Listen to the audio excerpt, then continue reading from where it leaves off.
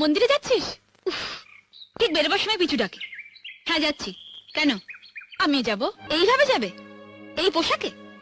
লোকে ভাববে চৌধুরী বাড়ির বউ আর ঝি যাচ্ছে। মানে আমার এই শাড়িটার দাম 2000 টাকা।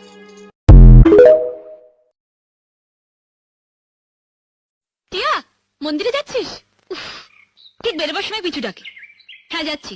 কেন? আমি যাব। এইভাবে যাবে? এই পোশাকে? লোকে ভাববে চৌধুরী বাড়ির বউ আর ঝি যাচ্ছে।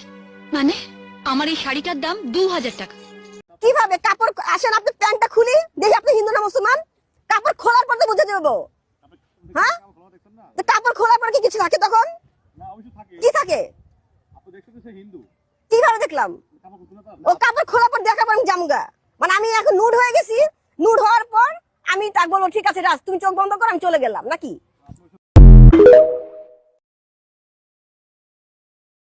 অনেকেই বলে আপনাকে এখন যে পরিমাণ খোলামেলা ড্রেসে দেখতে আমরা পাচ্ছি, বর্তমানে বাংলাদেশের নায়িকারাও এতটা খোলামেলা ড্রেস পরে না। সেক্ষেত্রে আপনাকে কি এরপরে আমরা আইটেম সঙ্গে দেখতে পাবো? আমি আইটেম সং এর অফার অনেক বছর আগে পেয়েছিলাম, বাট আমি করি নাই, কারণ বাংলাদেশে আইটেম সংটা আসলে ভালো চোখে দেখে না, 1 নাম্বার। আর 2 নাম্বার হচ্ছে আমার মনে হয়েছে যে আমি আইটেম গার্ল হিসেবে কখনো নিজেকে দেখতে চাই না। আপু আপনার কি বিয়ে হয়েছে?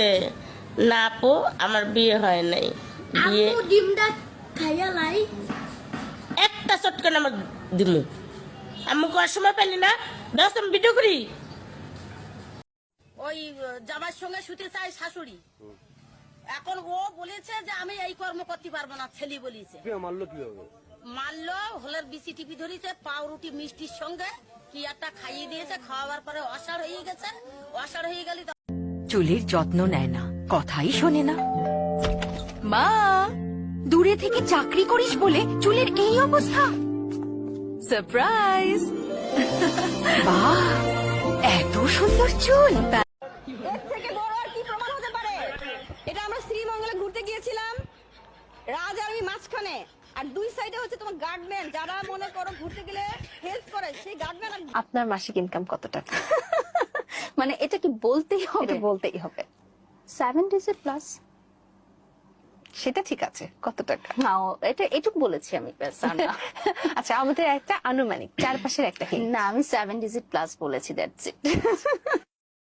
আমি কিন্তু আমাদের সম্পর্কের সম্বন্ধে বাড়িতে সব জানিয়ে দিয়েছি। তুমি জানিয়ে দিয়েছো তো? জানিয়ে দেবো।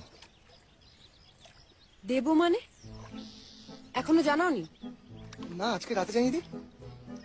এখনই ফোন করো। আমার ফোনে তো ব্যালেন্স নেই। আমার ফোন থেকে ফোন করো। নাম্বার বলো।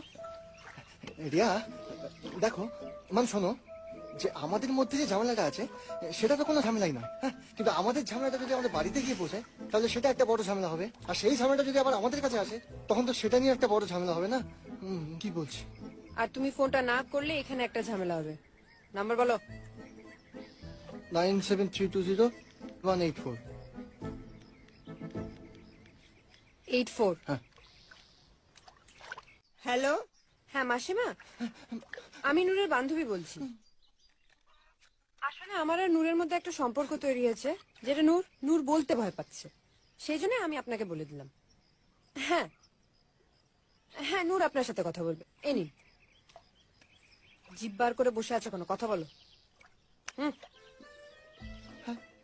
হ্যালো হ্যালো, আমি কি নাম আছে মেয়েটার? হ্যাঁ হ্যাঁ, কি নাম? আমি আমি সব গিয়ে বলি। হ্যাঁ হ্যাঁ হ্যাঁ, তোমার খুব পছন্দ হবে, আমি নিয়ে যাচ্ছি।